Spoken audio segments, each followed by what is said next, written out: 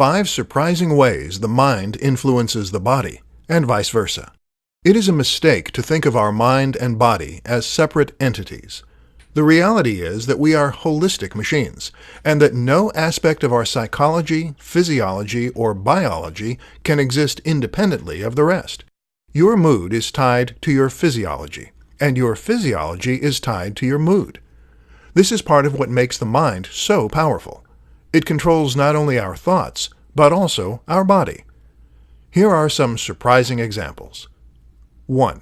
Your mind can boost your immune system. If you are positive, jolly, and surrounded by people who love you, then you are actually more likely to overcome illnesses. It turns out that stress suppresses the immune system, whereas happiness hormones can reinforce it. 2. Stress changes your children. Stress changes your biology in many ways. It can even change the way that certain genes are expressed, and that means you can pass those changes on to your children.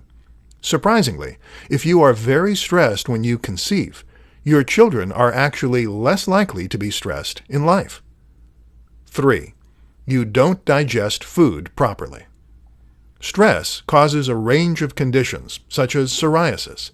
But did you know it also prevents you from properly digesting your food? This can actually lead to malnutrition, even if you are eating properly. 4. Your gut changes your mood. So your mood changes the way your gut behaves. But did you know that this relationship is a two-way street?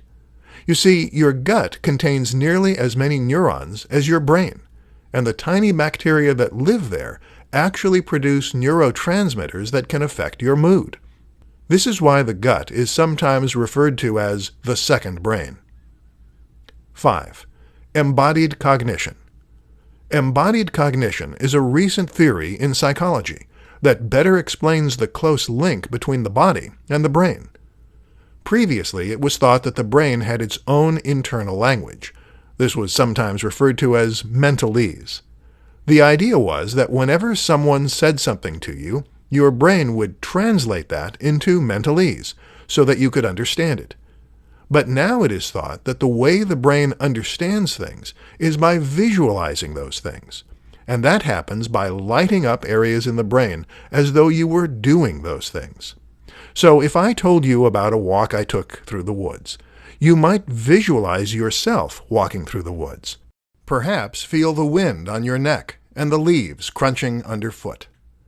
The brain doesn't work without the body, and vice versa.